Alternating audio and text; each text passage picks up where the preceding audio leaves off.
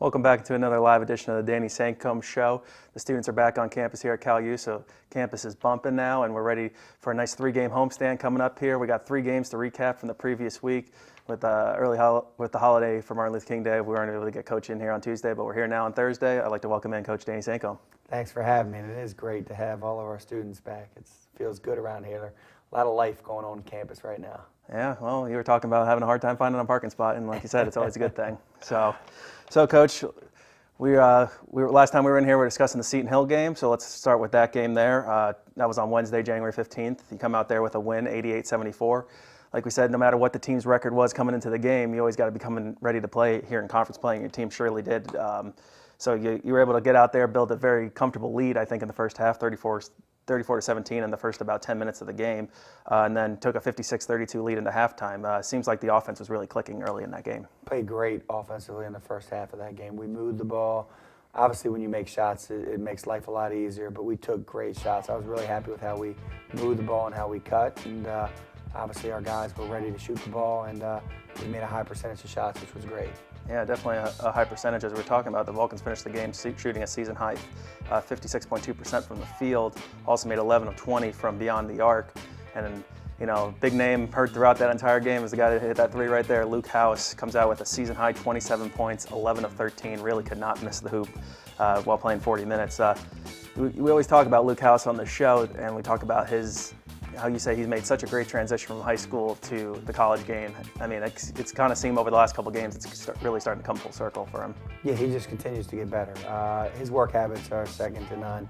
He loves to be in the gym. He loves to work on his game, and he's playing at a high level for us right now, and we need that from him, and hopefully he will continue that. I don't think anything will change just because how good he practices every day and how much time he puts in the gym. He loves to shoot the basketball and he works on it. So Coach, I mean, it was such a comfortable lead at halftime. You go in the second half, they end up outscoring us by 10 in the second half.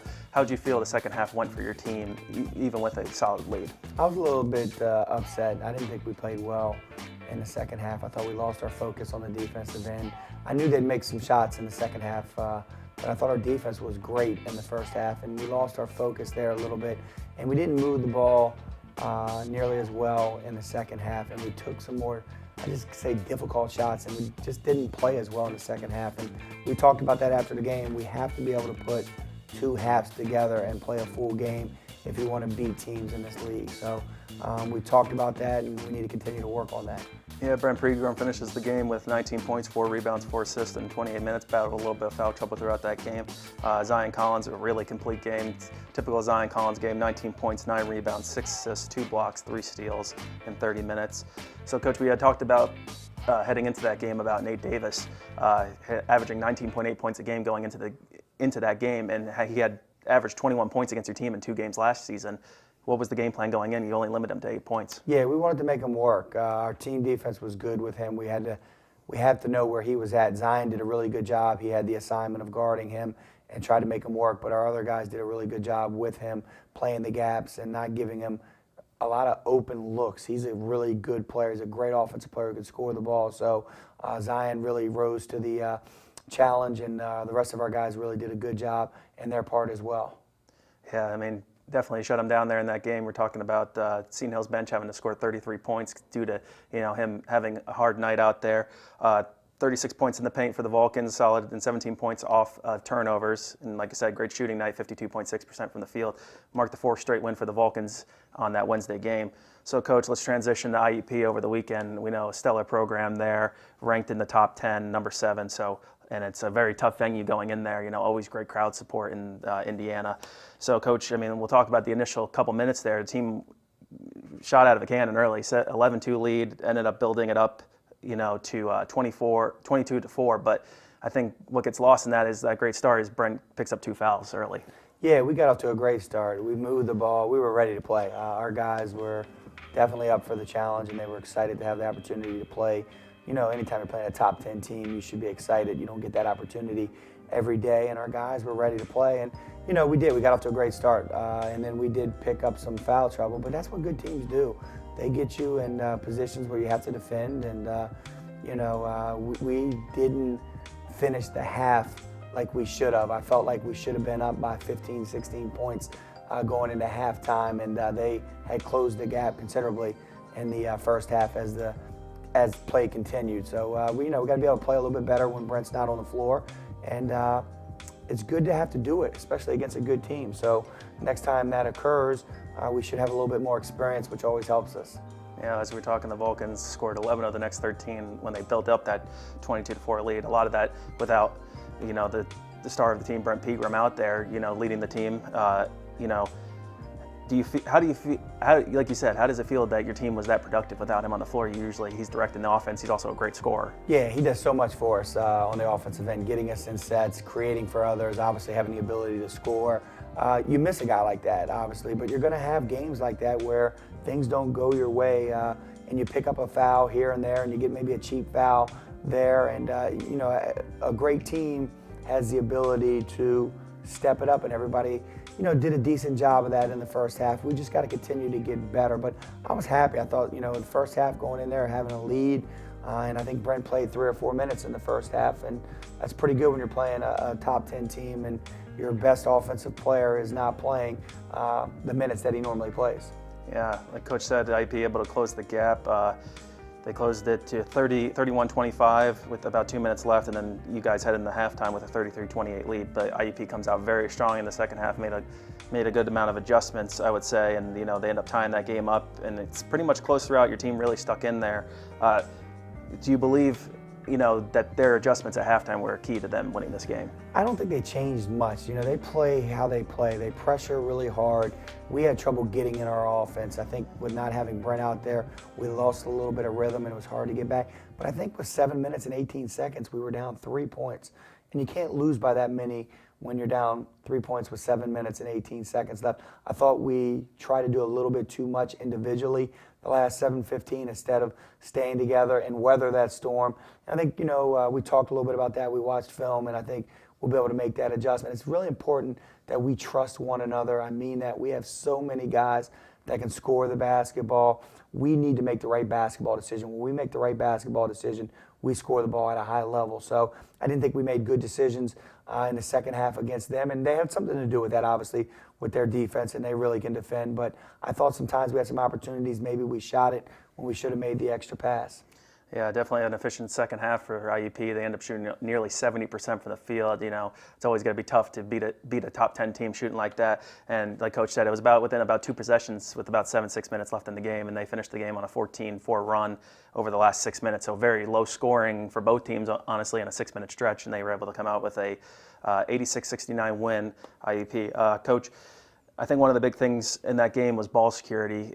Team turned it over 18 times in that game. It resulted in 18 points for them, which isn't a horrible number as much as the ball was turned over. I mean, is that something we've really been getting down with at practice?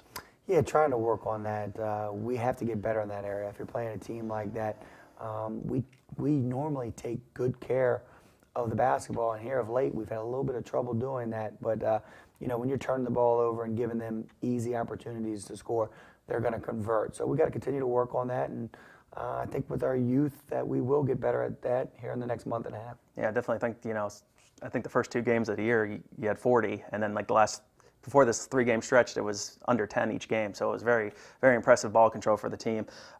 Impressive games from the freshmen overall in that game. Luke House, 18 points, 7 rebounds, 4 assists, played the entire game. And Tim Smith Jr. giving you, making 7 of 12 from the field, 6 rebounds, 3 assists in that game. He had a stellar game. How impressive was it for your freshmen to go into that tough environment and play so well? 2 excellent players, and Luke's been so consistent this year, but Tim has been really, really good here this year as well, and he's got himself into a starting position here and has really stepped up. He has the ability to score in a lot of different ways. He can shoot the ball very well. He can put it on the floor for being 6'7 and a half, 6'8". He has the ability to put it on the floor. He can get offensive rebounds. He moves well without the basketball. His growth in our program is very, very important. He gives us an element out there that he can do a lot of different things, block shots, create mismatches on the offensive end. So I was really happy with how he played. And then Luke was very consistent as well, and he got off to a great start in that game as well. In the second half, they were on him a little bit better, and he didn't get as many looks in the second half, and we've got to work to get him open a little bit more to get him more looks. Yeah, despite the scoreline in that game, 86-69 in the favor of IUP, very close game throughout. That rematch will happen February 12th here at the Convocation Center at 7:30, so a very exciting game. A little further way out, but something to look forward to in the upcoming here. Overall, great game for IUP, 50.8% from the field, 40 points in the paint, very good game. Cal U shoots 42.4% from the field, gets 28 points in the paint, 14 points off rebounds. We're going to take a break here on the Danny Sancomb Show. We'll come back, we'll recap the Gannon game, and we'll discuss the upcoming schedule, the PSAC standings, and this weekend's game against Mercyhurst. We'll be right back.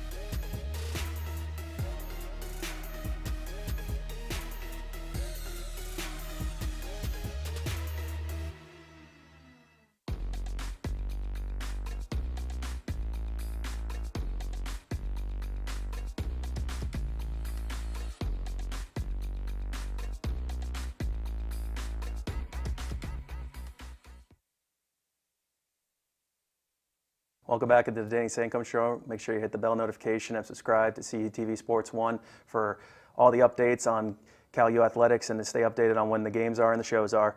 Coach, let's talk about last night's game. Took a trip up to Erie. It's about 12 degrees here in California. I can only imagine what it was like in the tundra that is Erie. So, a very tough team. I think I saw they had lost a total of 5 games within 5 points and a couple on buzzer beaters, but overall a great team. But before we get into too much of that game, let's talk about Zion Collins real quick. A consecutive week being Defensive Athlete of the Week, 7.5 rebounds, 2.5 steals, two blocks. It seems like his defensive game has really picked up the last 2 weeks. Yeah, we need it. He's a complete player. He does, and we ask him to do a lot. We need him to be great on the offensive end, and we need him to be great on the defensive end, and he has the ability, to do that. I think Zion will continue to get better this year, the following 2 years as well. He just does so much out there. He's got great length, so he can guard really quick guards. He can guard guys that are a little bit bigger.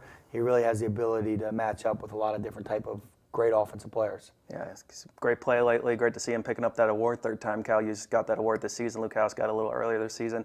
Hoping to keep it going here. We'll see what happens when the week rounds out. So, Coach, back to Gannon here. Typically a low-scoring team. Likes to slow down the play a lot. No team has scored over 70 points against them in the last 3 games. Do you expect it to be a very low-scoring contest heading in?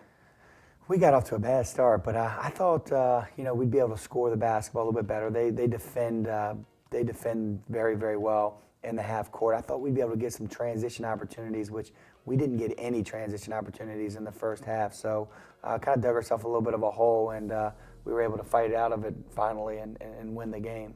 Yeah, I appreciate Gary Smith putting together these highlights. Tough night up there for CUTV, but I really appreciate them getting this together for us as we take a look at the game. So, Coach, I think a lot of this game, it was very back and forth throughout. If you were watching, I was on the edge of my seat watching at home and, hoping, just waiting for that one run to happen. That just didn't come till the end of the game, 10-2 run to end the game. But let's talk about it.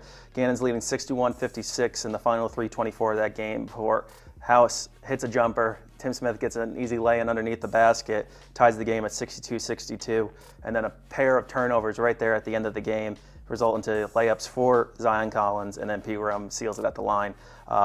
Only led that game for a total of 37 seconds. I thought that was pretty interesting to put in the lead of the story, but your team ultimately seals the win, only matters what the score is. Great road victory. Are you glad that your team was able to get over the hump in the final 3 minutes? Yeah, I think that was showed a lot of perseverance for our team. It wasn't easy. Like you said, Gannon is a very good basketball team. They're well coached. They play extremely hard. So they usually don't beat themselves.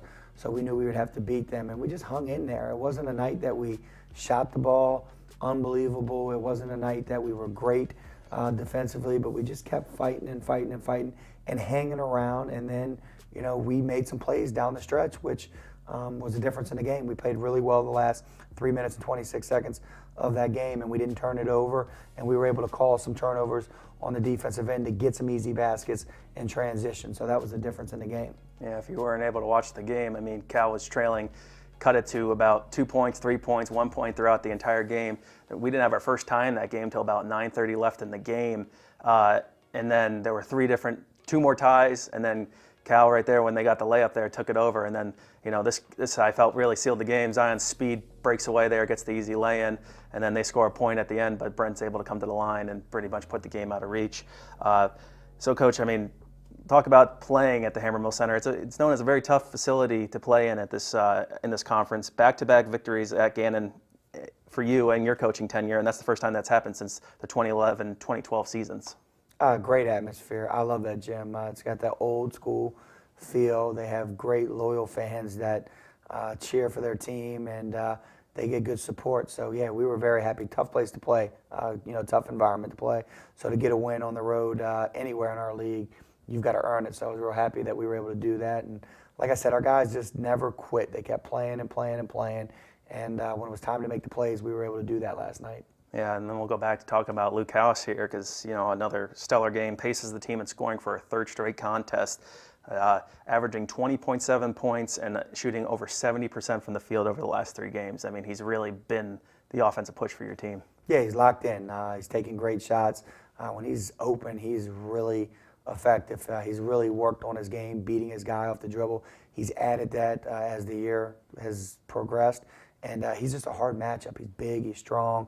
So if you put somebody smaller, he can get inside. And then obviously, we all know how well he shoots the basketball. So he stretches the floor, and he does a really good job playing off of Brent and Zion.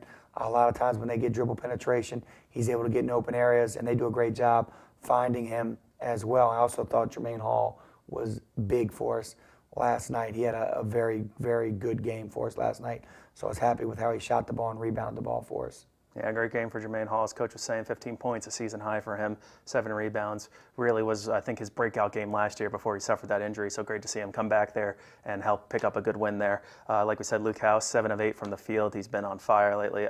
Again, 4 rebounds, and something not to miss with him, 0 turnovers again. So, out of the tough turnover trouble that we did have in that game, we turned it over 20 times. He held on to the ball, which was great to see.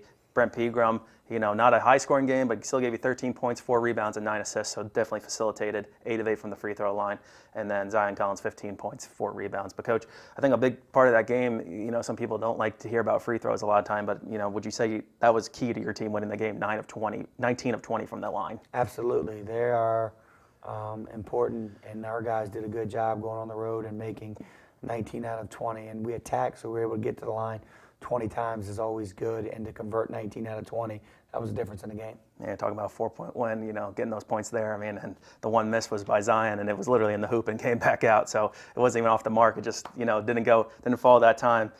So 43.5% from the field for the Cal U Vulcans, and then 95% from the line, 22 points in the paint. And then, 23 points off turnovers for Gannon was really what kept Gannon in the game, I thought, and then 26 points in the paint, overall a good night.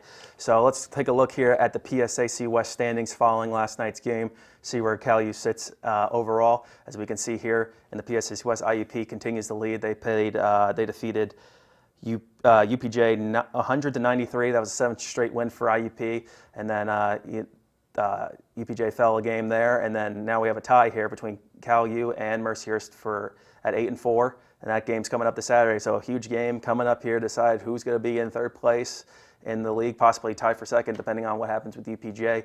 And then we have Gannon right there below at 6-6, so right in the conversation. Slippery Rock at 5-7. Then you have Clarion, Edinburgh, and Seton Hill.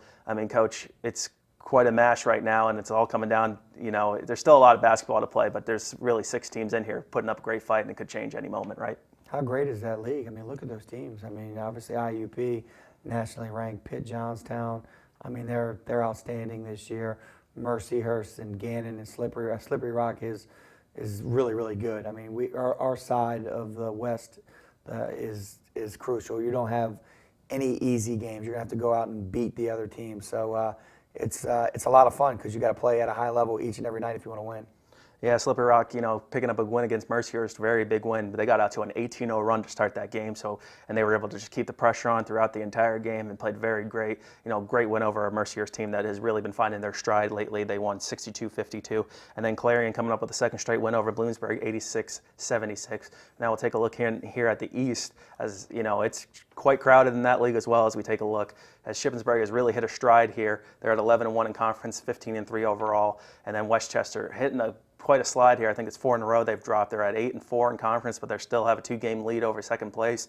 And then, look at this tie up here. East Stroudsburg 6-6, Millersville 6-6, Kutztown 6-6, and then Lock Haven flirting right around there. And then, even at the bottom, there's got teams with 4 wins. It's got to come down. We're 2 games from the halfway point here, and it's got to come down to a lot. A team like Millersville could find themselves at the bottom, or Mansfield could find themselves in that spot. It's all going to pan out here when they go for the second round here of play.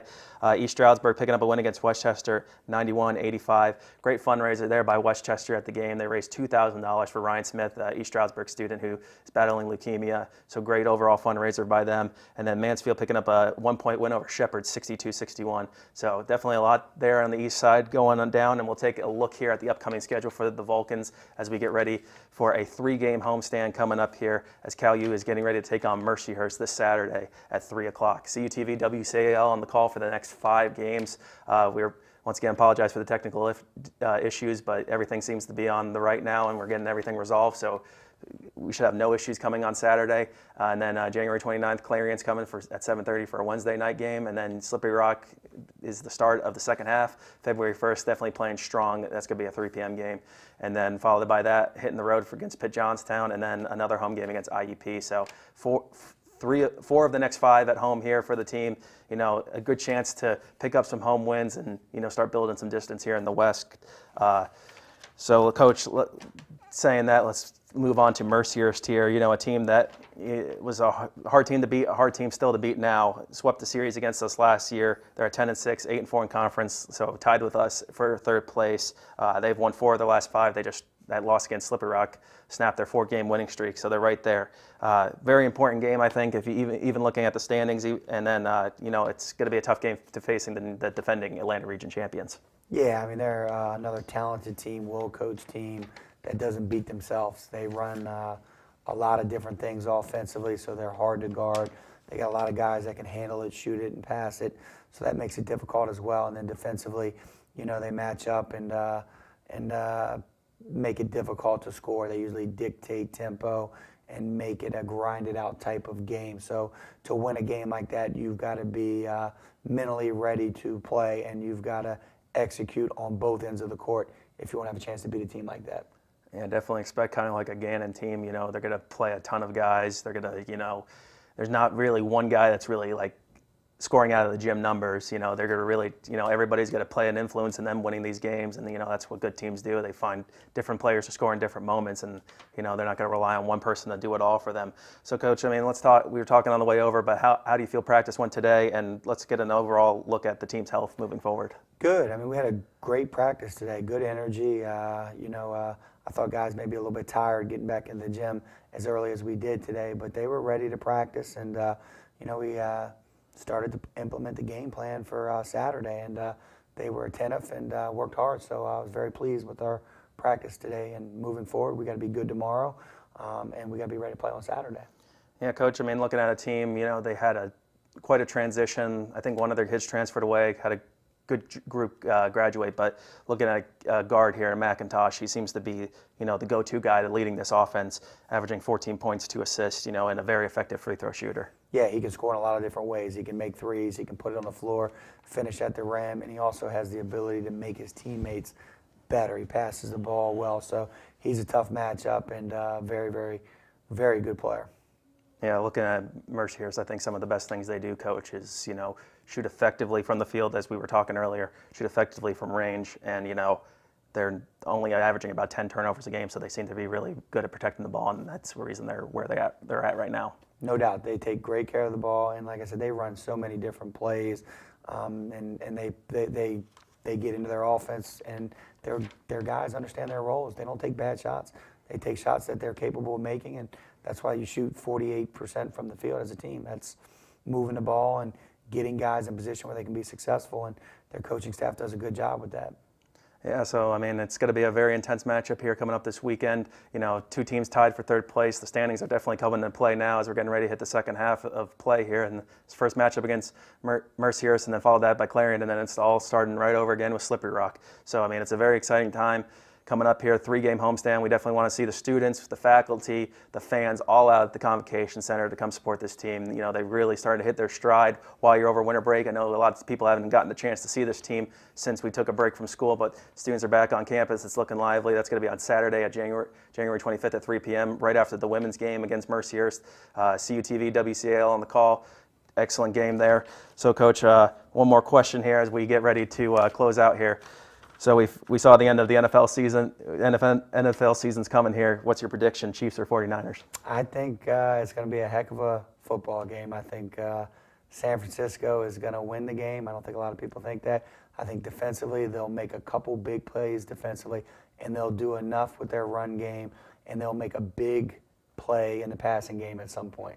I think they'll win 31-27. Yeah, those who don't know, Coach is a big baseball fan too. But they're getting ready to hit spring training soon, so maybe we'll have time to talk about that a little later. But I think it's going to be a great matchup too. It's great to see two different teams in there that haven't been there in a while. And I think I'm going to go with the Chiefs. So we'll have a little battle in here. I like definitely Pat Mahomes has come along quite a lot. I got to see him in college when I was in West Virginia. He's a heck of a player, and he's definitely been showing out a lot. So I just wanted to get that out there. We'll discuss it probably again here as the weeks come on, and we'll see what happens here. Like I said, January 25th this Saturday, 3 p.m. against Mercyhurst. That will be the end of today's Danny Sancomb show.